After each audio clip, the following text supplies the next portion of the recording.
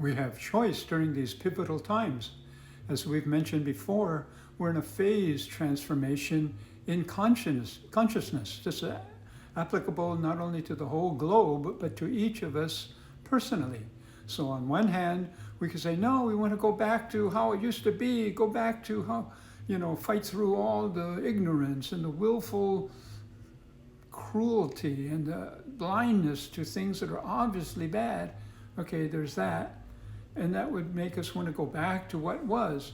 Or another side could say, no, we have to explore new ways. There's no such thing as going back to what was. And it'll just never happen. The whole globe has changed. The balance of power in the world has changed. Everything has changed. You can't go back. Instead, we have to take the plunge into the unknown, into the uncertainty, to find out new ways of being fulfilled and redesign ourselves and act accordingly.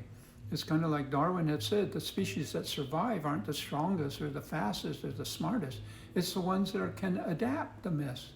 And so here we are. For each of us individually, we have to make that choice.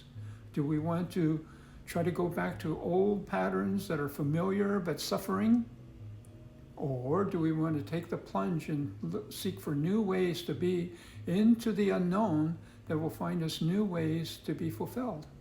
That's a big choice for all of us, and especially during this phase transformation, where it's like Spirit is saying, stop sitting on the fence, commit yourself one way or the other, because things are changing so fast and there's no turning back. So for each of us individually, we can make that change.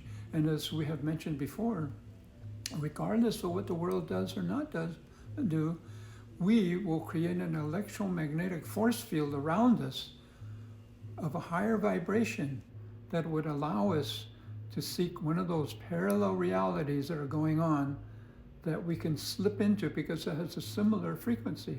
So if we're willing to change and adapt to new situations with compassion and like that, then we go into those kinds of worlds with that higher frequency.